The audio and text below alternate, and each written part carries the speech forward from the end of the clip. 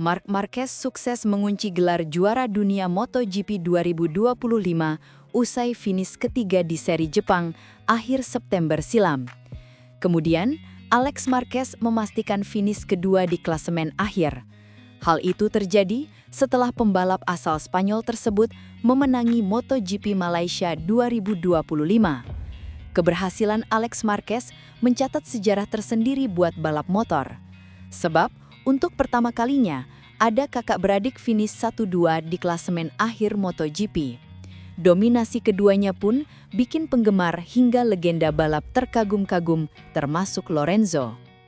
Porfuera mengaku sampai harus bertanya ke ChatGPT apakah ada di ajang olahraga lain di mana kakak beradik mendominasi ranking 1-2. Ternyata, Marc Marquez dan Alex Marquez dominasi klasemen MotoGP 2025. Jorge Lorenzo, saya sampai tanya ChatGPT. Dominasi Marc Marquez dan Alex Marquez di MotoGP 2025 benar-benar sulit dibendung. Legenda balap Jorge Lorenzo bahkan harus sampai bertanya ke ChatGPT soal kakak beradik itu. Marc Marquez sukses mengunci gelar juara dunia MotoGP 2025 usai finish ketiga di seri Jepang akhir September silam. Kemudian, Alex Marquez memastikan finish kedua di klasemen akhir. Hal itu terjadi setelah pembalap asal Spanyol tersebut memenangi MotoGP Malaysia 2025. Keberhasilan Alex Marquez mencatat sejarah tersendiri buat balap motor. Sebab, untuk pertama kalinya, ada kakak beradik finish 1-2 di klasemen akhir MotoGP. Dominasi keduanya pun bikin penggemar hingga legenda balap terkagum-kagum, termasuk Lorenzo. Porfuera mengaku sampai harus bertanya ke ChatGPT apakah ada di ajang olahraga lain di mana kakak beradik mendominasi ranking 1-2. Ternyata, Venus Williams dan Serena Williams pernah melakukannya. Saya harus bertanya ke ChatGPT untuk melihat apakah pernah terjadi di olahraga lain kakak beradik finish 1-2, kata Lorenzo, mengutip dari Motosun, Jumat 31 Oktober 2025. Ternyata, pernah di tenis lewat Serena dan Venus Williams pada 2002, dan belum lama ini di motocross dengan Supercross Amerika. Hanya sedikit yang pernah mencapainya. Imbuh juara dunia MotoGP 3 kali tersebut, kekaguman tersebut terasa wajar. Selain finish 1-2 di MotoGP 2025, Marc Marquez serta Alex Marquez juga menyandang status bergengsi lainnya. Alex merupakan juara dunia Moto3 dan Moto2 sama seperti Marc. Hanya tinggal MotoGP saja, sehingga kakak beradik tersebut akan mencatat sejarah lagi. Tak ada sosok yang lebih memahami kekuatan dan kelemahan Marc Marquez selain adiknya sendiri, Alex Marquez. Pembalap Gresini itu baru saja menutup musim bersejarah dengan finish kedua di klasemen, tepat di belakang sang kakak yang tampil luar biasa bersama tim pabrikan Ducati. Sepanjang musim ini, Marc tampil dominan di tahun debutnya bersama Ducati.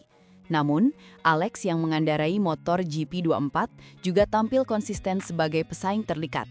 Ia menempati posisi runner-up dalam 7 balapan beruntun, 6 diantaranya di belakang Marc, sebelum akhirnya mencatat kemenangan bersejarah di Jerez menjadi pembalap pertama yang menang dalam balapan yang juga diikuti kakaknya.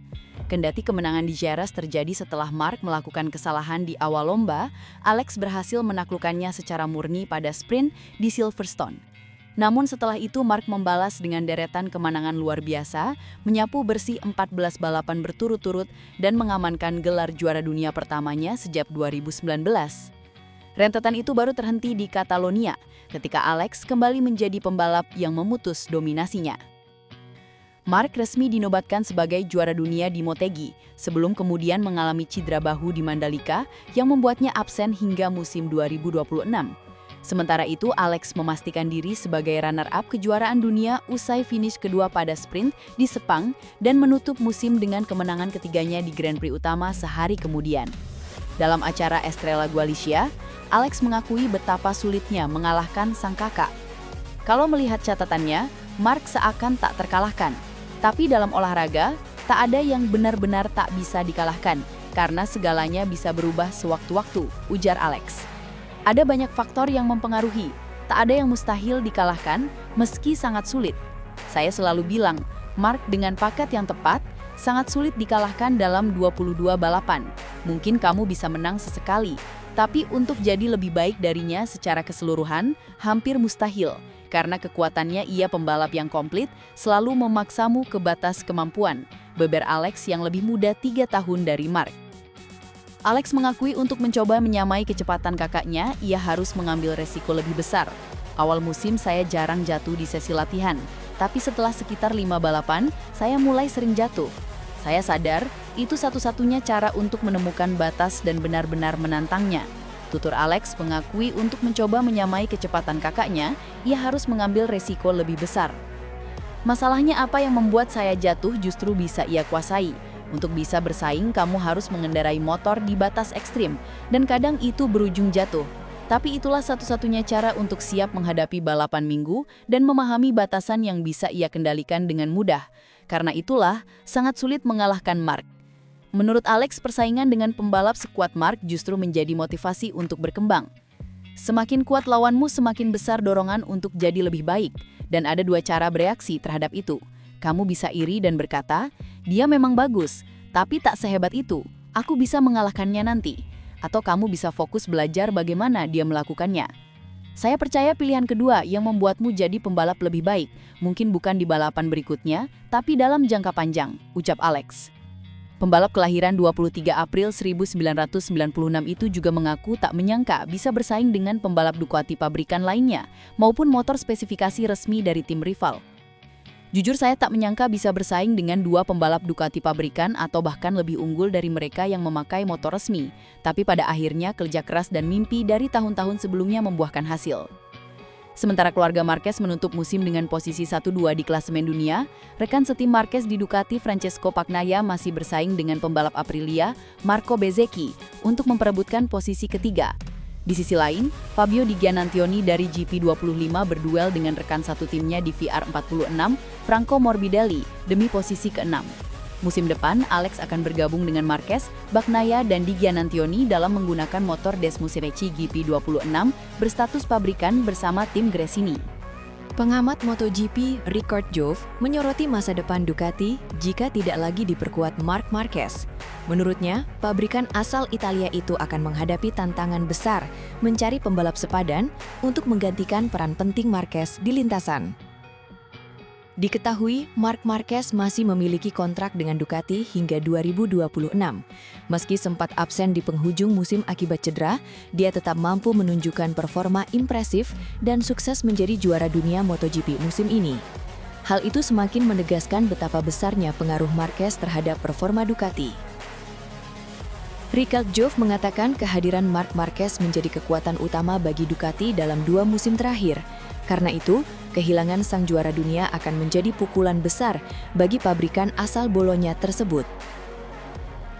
Dan pembalap mana yang akan menggantikan Marc? Apakah dia pensiun pada akhir 2026 yang merupakan opsi yang tersedia? Ujar Ricard Jove dikutip dari media Spanyol, Jumat 31 Oktober 2025. Jove menilai kondisi cedera yang dialami Marquez bisa mempengaruhi keputusan masa depannya. Meski kontraknya masih berlaku hingga 2 tahun ke depan, tak menutup kemungkinan sang pembalap akan mempertimbangkan untuk pensiun lebih cepat. Saya tidak mengesampingkannya, karena cedera saat ini mungkin tidak ideal untuknya. Apakah dia pensiun atau pindah ke pabrikan lain? Pembalap Ducati mana? Tambahnya. Menurut Jove, tidak banyak pembalap yang bisa langsung menggantikan peran besar Marc Marquez di tim Ducati. Namun dia menyebut salah satu nama potensial yang bisa menjadi penerus adalah Alex Marquez, adik kandung Marc yang saat ini juga tampil konsisten di lintasan MotoGP. Well, saya pikir Alex Marquez adalah kandidat yang jelas, dan Aldeguer, ungkap Ricard Jove. Pernyataan itu menunjukkan keyakinan bahwa Ducati masih memiliki opsi dari pembalap internal yang sedang berkembang pesat. Alex Marquez menunjukkan peningkatan performa signifikan sepanjang musim ini. Dia berhasil tampil kompetitif dan beberapa kali finish di posisi podium, membuktikan kemampuannya untuk bersaing di papan atas. Sementara itu nama lain seperti Fermin Aldeguer juga disebut-sebut punya potensi besar jika diberi kesempatan naik ke tim utama. Ricard Joos menegaskan keputusan Ducati setelah masa kontrak Marc Marquez berakhir akan menjadi langkah penting bagi masa depan mereka di MotoGP. Stabilitas tim dan kemampuan menjaga daya saing menjadi kunci agar Ducati tetap berada di posisi teratas. Sementara itu, musim MotoGP 2025 masih menyisakan 2 seri terakhir. Para pembalap akan bertarung di sirkuit Algarve, Portugal pada 7-9 November sebelum menutup musim di Valencia pada 14-16 November 2025. Kedua seri ini menjadi kesempatan terakhir bagi para rider untuk memperbaiki posisi klasemen sekaligus mempersiapkan diri menghadapi musim 2026.